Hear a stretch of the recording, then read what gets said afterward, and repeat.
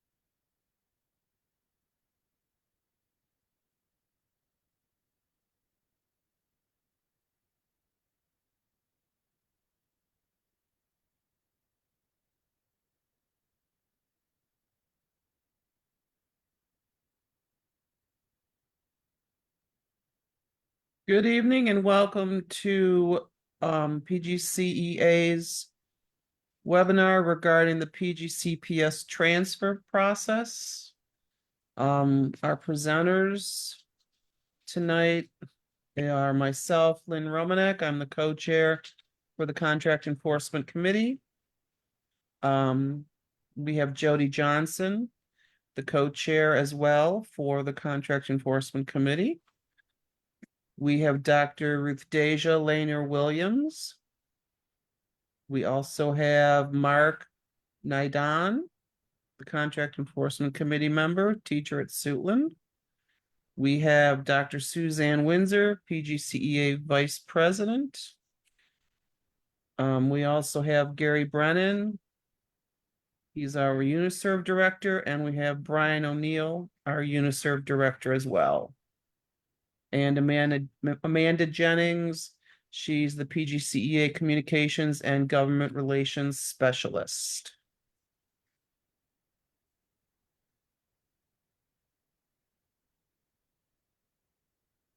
Thanks, Lynn. So I just want to go over a couple of quick Zoom webinar features for folks in case you haven't been able to join us here before for a previous webinar.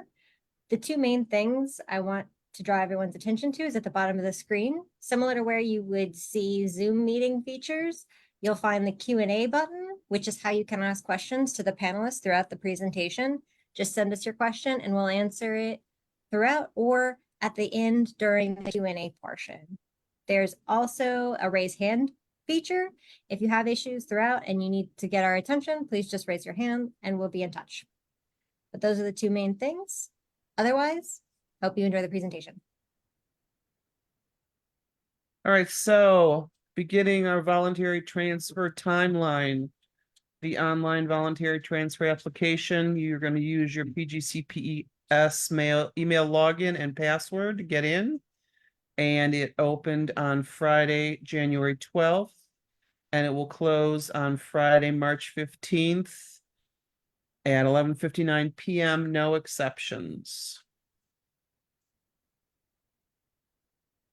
So our voluntary transfer is under Contract Article 10.2, Procedures for Implementing Voluntary Transfers. The transfer procedures include the transfer application window, as I just stated, that opened in January and closes on March 15th. Receiving principal and transfer applicant must agree to a voluntary transfer in writing And HR must receive the written voluntary transfer acceptance agreement by July 15th.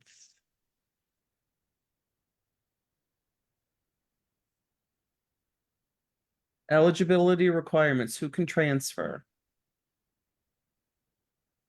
To be eligible for voluntary transfer, you must meet the following requirements. You must hold a standard professional certificate or an advanced professional certificate, which we frequently call SPC 1 or 2 or APC. You have to have been tenured by the time the voluntary transfer window closes on March 15th. And this is a new one that we were able to win in our contract negotiation. Even non-tenured Unit 1 members are able to do a voluntary transfer process if they are professionally certified. You must also have an effective or highly effective performance evaluation as of June 30th of 2023. And you must complete the online transfer application by the deadline of 11:59 p.m. on March 15th, 2024.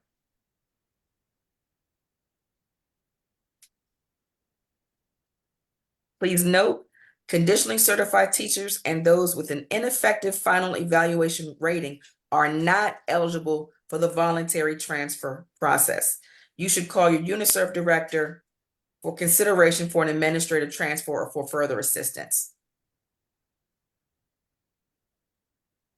Again, this is new.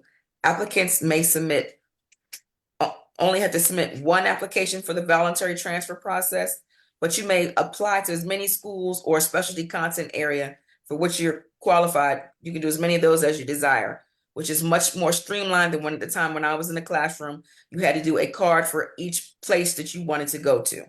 So this is a bonus. To do this, all applicants must submit your voluntary transfer preference form where you identify all of your schools and areas of interest. And please remember to update your resume and attach it along with a copy of your current teaching license.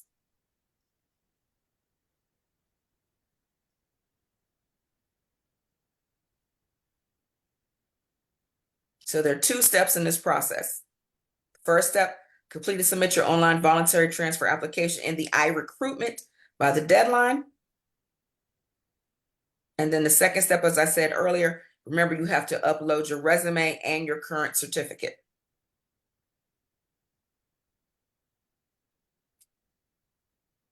What can I expect after interviewing and recommending a voluntary transfer? Once interviews are complete, your principal or supervisor will have the option to extend an offer of acceptance to the agreement and transfer form to you. If you're interested, you can complete the form and return it to HR. HR will then confirm the vacancy and your eligibility to participate in the transfer process.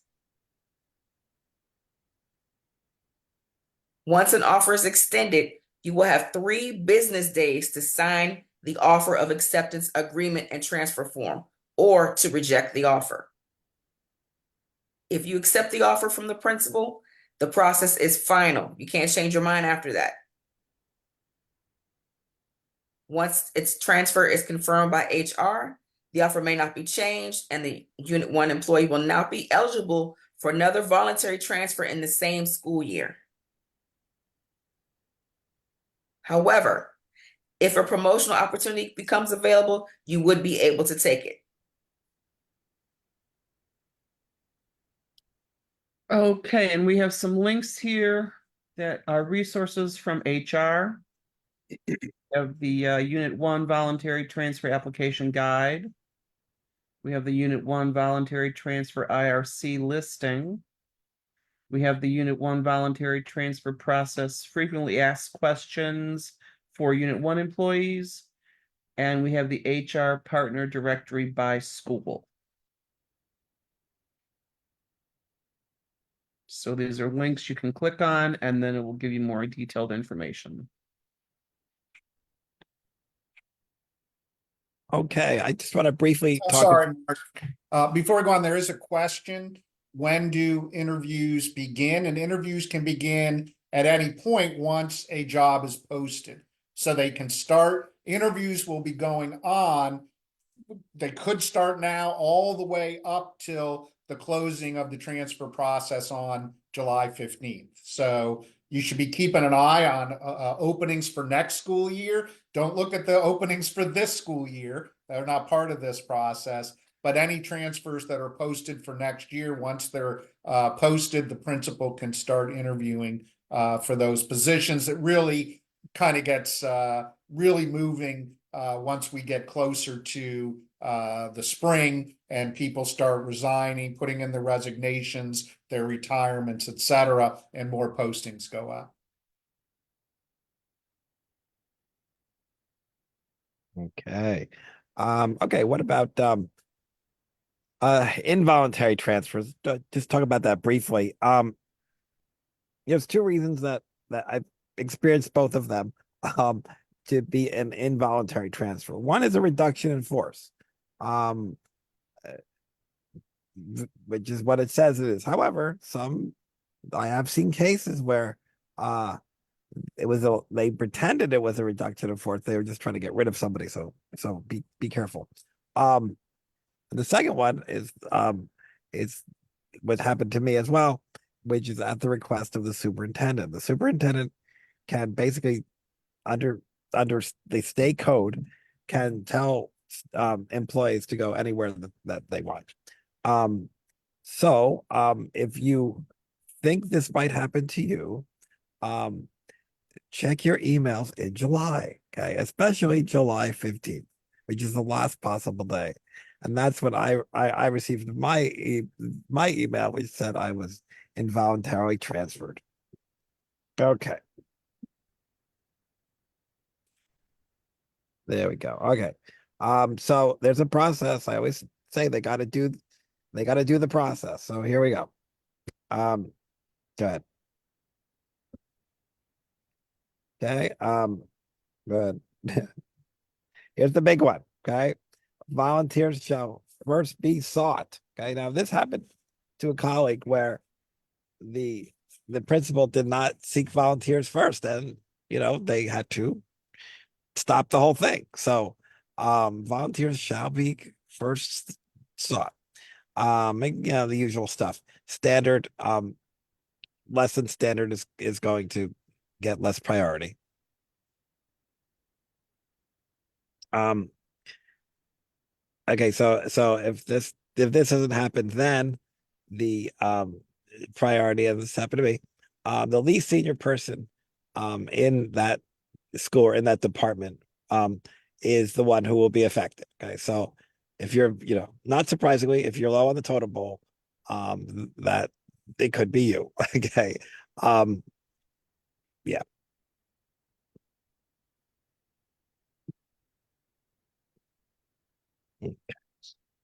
Key date here I put there is June 1st. They are supposed to tell you if you're involuntarily transferred by June 1st. Do they always do it? No. Okay. Do they get away with it? Yes. That happened to me. So again, involuntary transfer is top priority, and I'll get into that in a minute. Go ahead. After July 15th, they shall be resigned ahead of everybody. Okay. Okay, so again, this happened to me as well. So a person to be involuntary transferred can have a maximum of 3 interviews within their area of certification. Okay, now, folks, again, these interviews are kind of weird. Okay, they're kind of uncomfortable for lots of reasons. The big one is somebody has to take you, okay, with an involuntary transfer. So it's your opportunity to. I had one interview go real well, one interview go really poorly. So be honest, but realize that they're in a situation they have to take somebody. You don't have to dress to impress, but do ask. And Jody later is going to give you some advice about you know, when you're looking for another school, what to look for. Be honest, don't be obnoxious. Not that you would be. But it is not like a regular interview. Because again, they have to take somebody. And if you're interested in that school, and again, Jody's gonna have some advice. Um, you want to, if you're interested in that school, you want them to try to make a good impression. It's like with interview, but it is really one of the odder interviews I've ever been on was for involuntary transfer. Okay. After maximum 5 days, after the interview, the teacher can accept or not accept the position. Uh, Complete forms. Yes. If a teacher doesn't accept any referred or accept the position, HR will assign the teacher to an existing vacancy. Now, what happened to me was when I was involuntary transferred, they did not give me an option. They just stuck me in a school. It turned out to be a good school. I'm very happy. But so you know, policies are always followed to the letter. But you know, if they're not following the policy, you can try to object.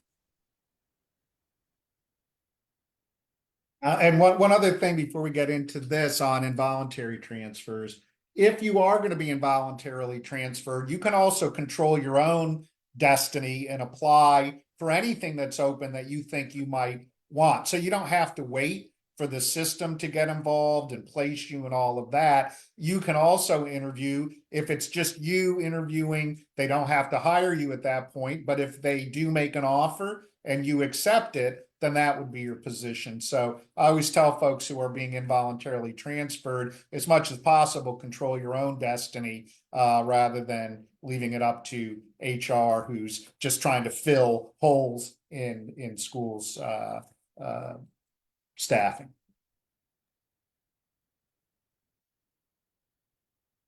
So administrative transfer initiated by PGCEA. If you are conditionally certified and therefore ineligible to participate in the voluntary transfer process, then this could be an option for you. If you just made a mistake and you forgot to engage in the voluntary transfer process, then this could be for you. If you were on leave, you could be on administrative leave, or you could be on some sort of an approved medical leave for the duration of the voluntary transfer window, then this could also be an opportunity for you. So this goes to contract article 10.3J. An administrative transfer may be requested by the PGCA president via master list sent by May 1, which we've already started to compile. And this is done through just communication. So if this is, you know, if that's you in terms of one of the options that I just put forward, where you're ineligible for a transfer voluntarily, like I said, if you're conditionally certified and you want to transfer and you reach out to us, we'll put your name on the list. We will have to get some reasons, right? We will have to have a rationale for the transfer. And like I said here, it says the list should include specific reasons for the transfer. Right. So we want to make sure that we explicitly state those reasons for the transfer. After that list is submitted to HR, HR will then reach out to you as the member, and then you will engage in a process that pretty much mirrors the voluntary transfer process now. So they're pretty much tied in together. They're just on different timelines and for different reasons. So that is the administrative transfers initiated by PGCEA. Gary, was there anything else on that? Thank you. I think you got it. Okay.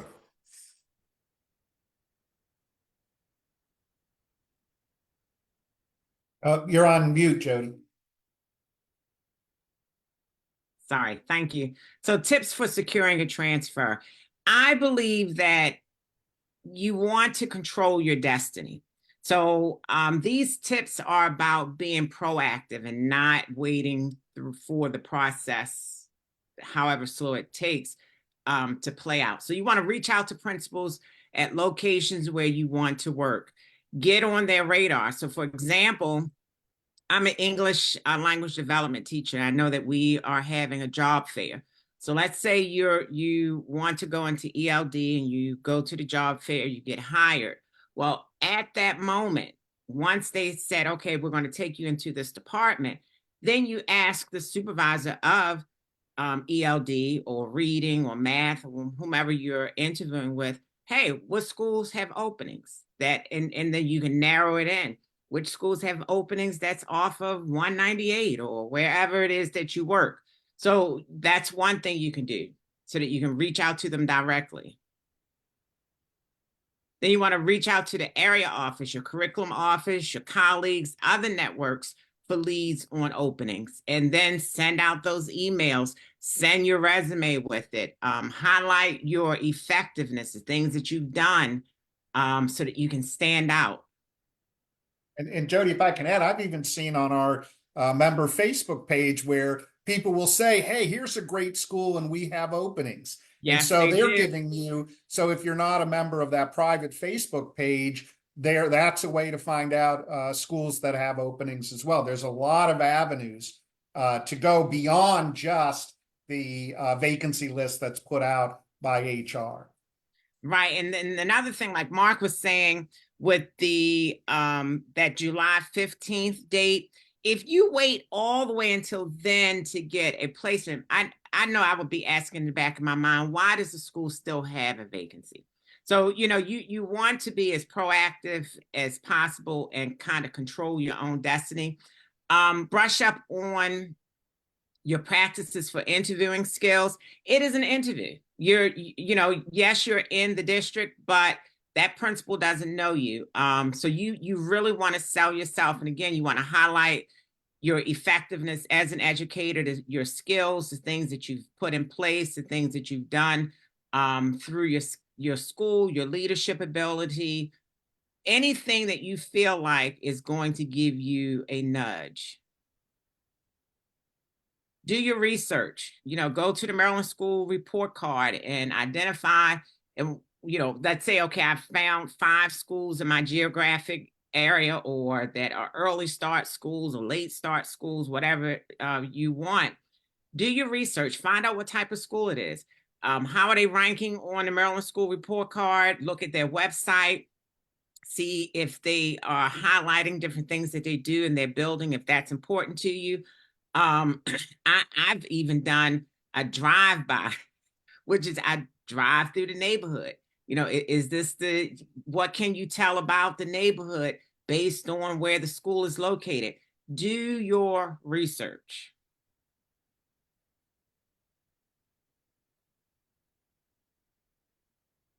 Yeah, so like the talk to the current members, the PGCEA Facebook page, PGCPS teachers Facebook page, all of those people are talking, people are chattering. So you might want to look at those things when you come to any of our PGCEA meetings. You get to meet different people. Listen, find out what's happening, especially when they read reports. It tells you, for example, what schools had X number of grievances. Okay, that's data. Do I want to go to a school where a principal constantly is being grieved? So do your research. Start your search and outreach early. So right now, if you have put in for a transfer, start looking.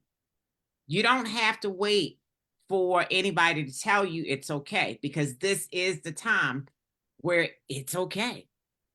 Start looking, identifying where you want to be, and sending out those resumes.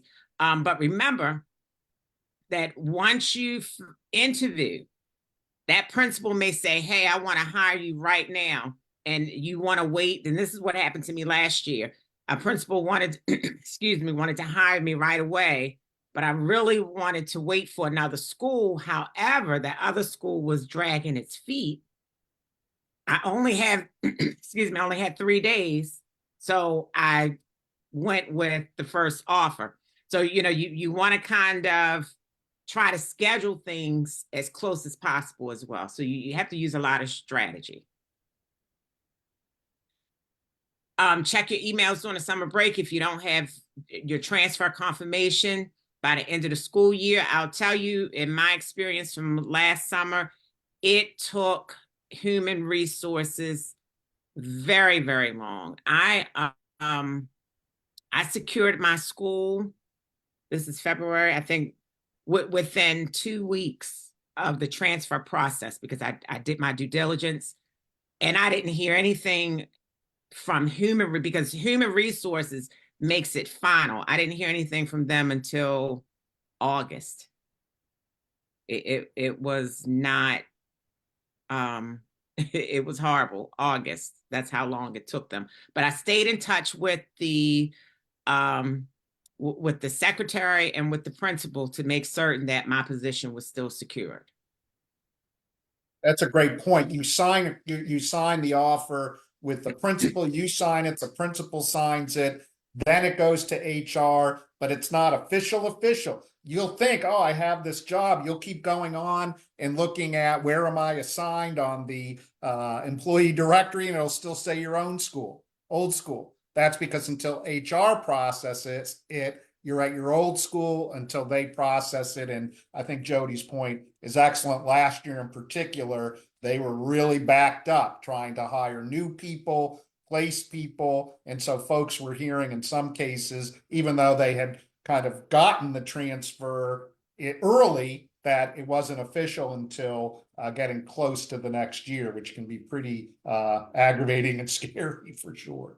Yes. And then the other thing, one person I saw on a Q&A, they took the question down, but the question was about if you're applying for a transfer and you don't secure a position, will your principal be upset with you? Gary, please clarify for me. For me, I never opened my mouth. I never shared that I was transferring. And I just didn't share. So No, you don't need to share. yeah, and therefore the principal is not aware. So until I had gotten it, for the most part, I don't think I shared that I was not returning until maybe June, when I still hadn't heard from human resources, but I was pretty sure that the transfer was going to go through. And And Jody, you raised a good point, Jody. Go ahead, Lynn. oh, and when you mean you didn't share, you mean you didn't tell even your colleagues that you worked with. You told No me. one. I Right. did not trust. I'm sorry. No, I agree. I think that's a very good strategy. Yeah, I kept it close to the chest because just didn't trust. Jody, that made me think a lot of principals in the next couple of months put out this intent form to their staff. What are you thinking of doing next year? That's not an official part of any process. That's for the principal to get some idea about what they're staffing, who's coming back. And it's really up to you and your professional judgment what you want to say. If you know you're retiring and you've already told the principal, filled out your forms that you're retiring as of July 1, and you want to let the principal know so they can start thinking of your replacement, then say, I'm retiring as of July 1. But if you're thinking of retiring on July 1, but you haven't fully decided, you're under no obligation to say on that intent form, I'm retiring, right? Because until you take some affirmative action, you have the same position next year that you do this year, right? That is the assumption. So even if you put in your voluntary transfer application, principals encourage folks to do that just in case. Even if you put it in, you don't have to say anything in that intent form, because the intent form, it doesn't pen you into anything. It doesn't say I am definitely doing this, rather it's just what is my intent at this time. So people get really panicked by that form, but unless you really want to let your principal know that you might be making a move, then just say, as of right now, I'll be returning to this school, right? That's always the fallback, unless you definitely want your principal to know that one way or another, you're leaving the school. Right. Yeah, It's a that's a professional good- courtesy, Yeah. but also, again, nothing is final until HR finalizes it. So I would not want to say I'm leaving, HR doesn't finalize it, and then my position is filled as well. So, it's a timing thing and just how comfortable you feel with sharing your plans. Well, and I like that point, Gary. It is a good point because there are some principals that act as though this is a required document that they really, really need, and we really, really need to know. And like you said, you can always just keep saying, my intent is to come back. My intent is to come back. And that's all that you need to say. And, don't feel pressured by your principal. Thanks for that. Here, Okay, I there are wanted some to- other interesting questions could you assist with?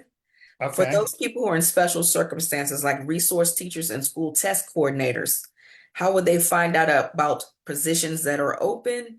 And would you just advise them to put in a transfer card and maybe list the school that they were interested in applying to?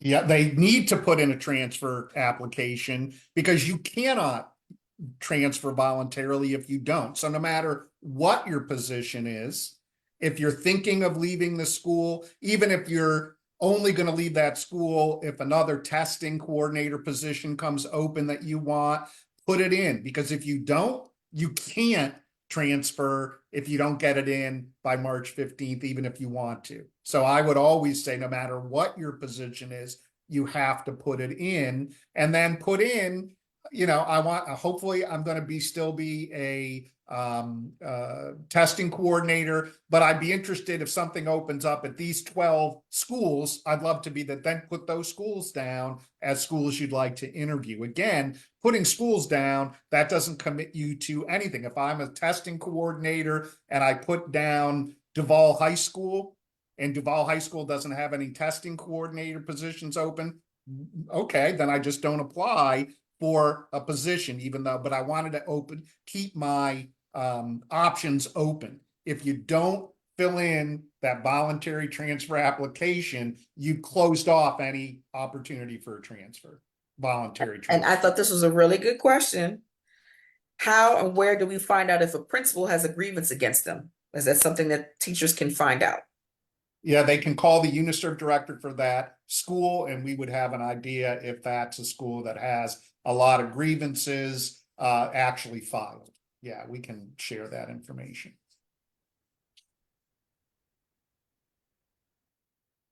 Anything else question-wise before we move on?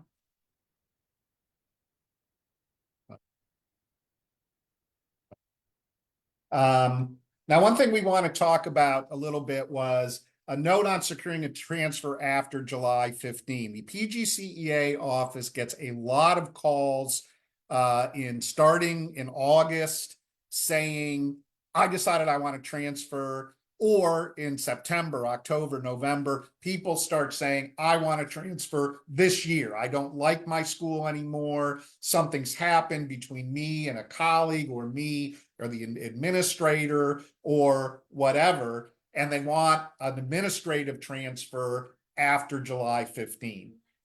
This is not an easy thing to do. The contract does not provide a process for unit members to transfer after July 15th through an administrative or a voluntary transfer. In July 15th, they stop the process so they can place people, so they can get new folks on where they need them, if they can hire them, and principals in schools know their staffing. Once that's being done, and once staffing after July 15th and heading into August, they consider staffing set. If you didn't secure a transfer by July 15th, then your principal expects you're going to be at their school next year, and they're going to make scheduling decisions and all kinds of decisions based on that. The school system does not condone nor want people to have a transfer process that goes on all year long. It's too disruptive to students. It's too disruptive to other staff members. It's too disruptive for schedulers. It's too disruptive for administration. So the attitude is, you have an opportunity to seek a transfer, but once the window for transfers closes, then it is not an easy process at all for you to get an administrative transfer, what's called a mid-year administrative transfer. Transfers after July 15th are only approved for extenuating circumstances. And they have to be, for example, if your school was an early school and it was over by 2:15, but then they decide we're going to change the start and end time for this school in September, and all of a sudden now it doesn't end until 4:15. That could be an extenuating circumstance, could impact your daycare for your own children. It could impact your ability to take classes for a program that you're a part of. That might be an extenuating circumstance, okay? What's not an extenuating circumstance in their mind is my principal didn't give me a good enough evaluation that I think I deserve, or my principal, hurt my feelings. I don't think we get along. Those kinds of things are not going to be a reason. Getting along with a peer, things like that, they won't consider those the kinds of extenuating circumstance. Another one that might be an extenuating circumstance is someone who is really ill and they need to be closer to home or something like that, and they live far, they might consider that an extenuating circumstance. But you have to have something going on that would convince HR and everybody else who's involved in this process that it is in the best interest of all involved, including the students and your colleagues, that a transfer occur during the school year. If you try to transfer after July 15th, it isn't just a case of you coming to PGCEA or you getting your principal to say, yeah, you can go. I'm fine. I'll just let you go. Any transfers after the July 15th window close have to be approved by your current principal. And oftentimes the current principal might even say to you, sure, I'll let you go, but not until I fill your position. I'm not going to let you go until your position is backfilled. So, but lots of principals will say, no, I don't want you to go because now I have to figure out what I'm going to do with all the students you were just working with. And so they're not that likely to just agree, but they could. You have to find a receiving principal that wants you to come to school. This is probably the easiest part, right? The easiest part of a mid-year transfer is finding a principal with a vacancy who'll take you. That happens all the time because they are, they want another body in the building. You're a qualified teacher with experience. Yeah, they'll take you, but your principal, your current principal, has to agree as well.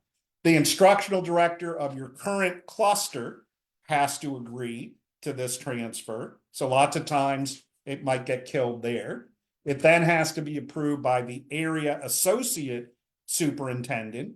And ultimately it has to be signed off by the chief of human resources. And again, the policy of human resources not to approve administrative transfers after the window, except for the most extreme situations, extenuating circumstances. All right.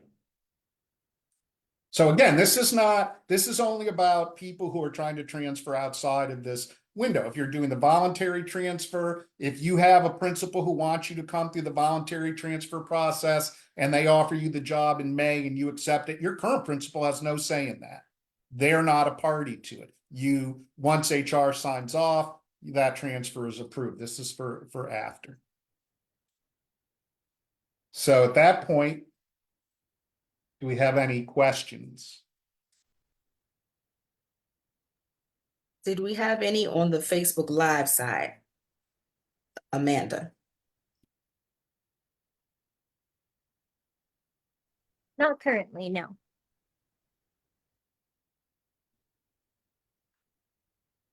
Okay, and I think all the other questions have been answered on where you guys were answering as we went. Yes. Is there anything else anybody wants to bring up for the good of the group? No, but I love to give people the gift of time. If we've answered everyone's questions and all hearts and minds are clear. All right, I'm going to return it to Gary, Jody. we have one here that says, when do interviews begin? Said you're going to answer it online live. Did you answer that one?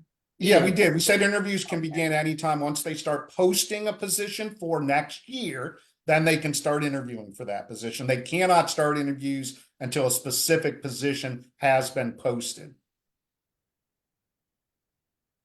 So the postings will open all through this process because people will start putting in notice that they're not coming back next year as we get closer to the end of the year. So you'll see a spike in positions open in May. And Brian, you can jump in here, but there are certain times where, February, March, you're not going to see as many openings as you're going to see in late April, May, and even into June. And then it might be another big surge come July. So you want to, if you haven't gotten one yet, you might want to be kind of continuing to pay attention even after you leave school. So to that end, part of that is because non-tenured can have to tenure their intent to not return by May 1st, but tenured individuals have until July 15th to turn in their letter of resignation. Yeah. And when people wait until July 15th, they're kind of depriving their colleagues of applying for those positions. So, from even when I was in a different county, I used to tell folks, look, if you know you're going to retire and it's a final decision and you put in your paperwork in order to cash out your days and get your check from the retirement system pretty quickly after the school year ends and you're now retired, let them know that you're doing that. Make it official so that they can post your job and your remaining colleagues have that as an option. It doesn't really hurt. Well, it could hurt your principal because now they got to fill it after July 15th, but think of your colleagues too. If you know you're leaving, there's no reason to make it official by filling out the paperwork and letting your principal know there's going to be a vacancy again. But if you're not ready, if you haven't fully decided, you have until July 15th. That is your right if you're tenured. And then we had some late questions pop in. One, when does the list of vacancies hit the streets? Two, when do principals have to tell you if you're being transferred? And why does HR take so long to approve a transfer? Ron, you want to take those? One could only guess why it takes so long. I know that volume is an issue for that, but in terms of when the vacancies hit the streets, I mean, it's simultaneous with the opening of the window, correct? That's what I know it to be. Yeah. What was the other question here? So they can start now, but again, some positions aren't posted until they know it's going to be vacant.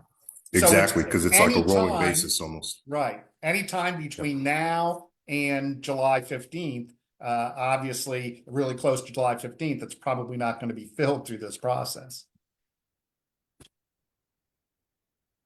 And what was the other part of the question? The other question was, when does the principal have to let you know if you're going to be transferred? By June 1st.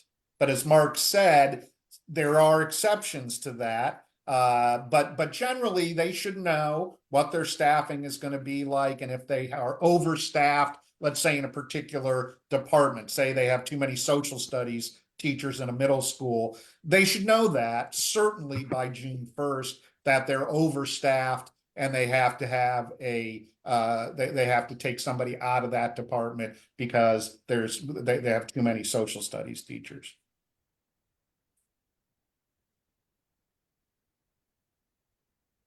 You can never have too many social studies. Well, I would agree. As a former social studies teacher, I agree with that. If someone is on sick leave, can they get a volunteer transfer request? That's an excellent question. Yeah, I answered this a little bit, but yeah, if you are on sick leave throughout the duration of the voluntary transfer window, then you will be ineligible to transfer. So that's where the PGCEA administrative transfer process comes into play. So if it depends on if you're on the sick leave bank long term and it's going to be for the duration of the voluntary window, you will not be able to transfer voluntarily. So that may be a very specific question where we need some details on it for how long you're going to be on leave. But if you do miss the voluntary transfer window, you could still reach out to us directly to be entered into consideration for the PGCEA administrative transfer, which we will be submitting by May 1.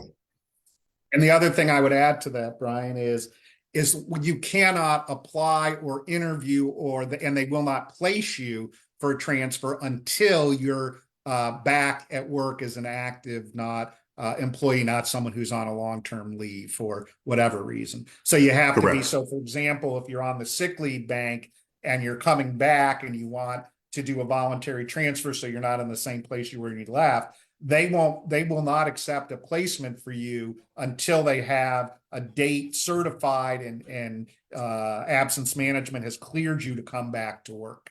So Yeah, some so people, simply put, they will not transfer a vacancy. So if you are not returned to work, they will not transfer you because that's like transferring a vacancy to a school. So you have to be cleared to return to work. so if you're in that situation, as Brian said, you might want to reach out to your UNICERV to talk about the timing of your return to work and what your options are. I think that's a good point. Yeah. Are they still doing the retire, rehire thing? Yes. There is still that the system is actually so desperate for employees. Obviously, the standard shortages, retire, rehire, speech language pathologists, special educators, foreign language teachers, ESOL teachers, all the folks where there are a lot of openings, math teachers. But we've seen lots of retire, rehires in almost every position, Mark, even perhaps social studies.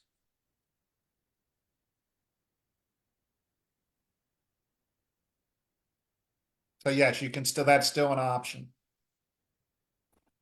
And then someone asked for clarity.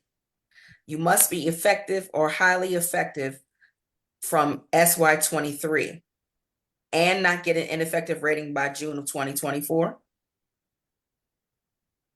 No, it's really kind of lags by a year Okay. because they wouldn't, I wouldn't over focus on that. If you're ineffective, that could be a reason that they deny your transfer. If you're effective or highly effective, that's not going to be an issue in the vast majority of PGCPS employees in Unit 1 are either rated effective or highly effective. If you were rated ineffective last year and things aren't going too well this year, you might want to contact your UNICERV director about the administrative transfer process. And the preceding question to that was, if it says that you are pre-screen eligible, does that mean that your paperwork and that you're good for the voluntary transfer? You mean if they got notified by HR? Yeah, Yes. once you put in the application, tells you pre-screen eligible. Yeah. So what they do in pre-screening is they just look to make sure, are you tenured? Have you, if you're untenured, do you have a certificate, a professional certificate, not a conditional certificate? Is there anything that they have that would prevent you from transferring? What's going to happen if you accept a job, though, is so you might have been pre-screened eligible, but then you end up applying. I've seen this happen. People apply through the voluntary transfer process for a position that they're not certificated in yet. They plan to become a physical education teacher, but they haven't received that certification yet. And so then a principal offers them the job and HR says, well, wait a minute, you don't have a phys ed endorsement on your certificate. We can't process this transfer. So further down the road, they're going to check to make sure that you're certified for the position that's been offered to you. They might not do that. They don't do that necessarily during pre-screening because they don't know what job you're going to be offered and want to accept. But they will screen out, for example, conditional teachers from the voluntary transfer process.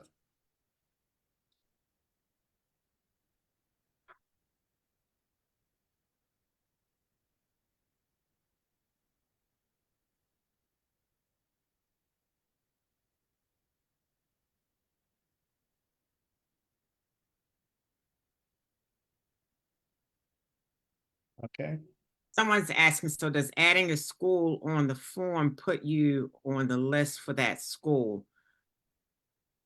I don't recall there being a place to name a school.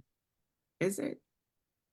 Yeah, you can check off school as your particulars, from what I understand, because this is new. This part of it is new. Oh, That okay. Google Doc where you can check off schools. So, check. Don't be shy.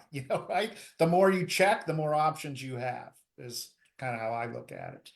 And that's great if they are allowing you to select your school now.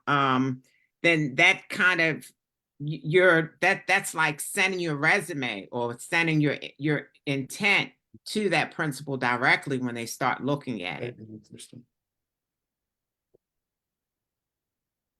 All right, unless there's more questions, Jody and Lynn, you want to close us out and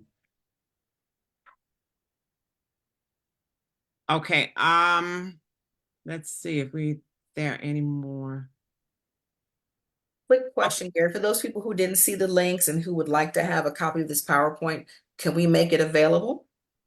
we can, but one thing, all the links that we included for the documents, everyone got a copy of that from HR when the window opened, but this will be posted, and we'll see about posting the actual PowerPoint so people can process it there. As far as finding your UniServe, if you just go to pgcps.org and it says member information and you just drop that menu, one of the things you can pick is who's my UniServe or something that says something like that. Mm-hmm. And Ms. Spears, yes, you're gonna have to interview with all principals. So, you can select a school. They're going to schedule a time for you to interview. Please be mindful that the principal does not have to interview every candidate. They only have to interview 3 people for any position that's vacant. So you may not get an interview for every school that you apply to. It depends on the principal. And that goes to what Jody said. Be proactive, get on their radar screen, have your name pop up in their head when they're thinking about it. I think that was probably the best advice. There's a lot of good advice on that screen, but being proactive, and if you have a friend at a school who has a good relationship with that principal at a school you want to go to, have them whisper in that person's ear, hey, I know someone who would be great for this position that's coming open. All right. Yes, so it looks like we answered most questions. I should clarify on the Google form if I picked 3 schools and later want to add a school when so the thing is with that new form, that's just one avenue to pick a school. But again, you can still do your own networking and reach out to principals on your own. So you're not boxed in with just 3. That's what, I hope everybody understands that you can kind of take control of the process yourself and know where you want to go and reach out directly. You don't have to wait for human resources to submit your information. You can do it yourself. Okay. So I'm sorry. We have one reminder before we sign off. Yes. Yep. Actions. We had Vote. a reminder. Go ahead, Mark. PGCEA and MSEA elections are happening now until the Friday the 16th, I believe. So don't forget, vote for the candidates of your choice. Yes, and check your spam in case you received the email. It may have gone into your spam. And if there's a question about your MSEA number, the magazines that are mailed to your home, you should be able to get that number, or reach out to your, is it to the UniServe directly? PGC, just call the PGCEA office and they can get Yes, it. call the PGCEA office and they'll be able to give you that membership number. Thanks for that reminder, Mark. Everybody vote. Okay. Well, we thank everyone who showed up tonight. We hope that we were able to answer your questions. Take this information and spread the word, help your colleagues with going through the process, and also remind your colleagues that the elections are open to vote as well, in case they have not done so. And please, if you have any questions, don't hesitate to reach out to the UNISERVs. That's why we're all here together to help each other. Good. Okay, thanks for showing up, everyone. When we do our next session, come on and join us. Thank you, everybody, for showing up. Okay, good night.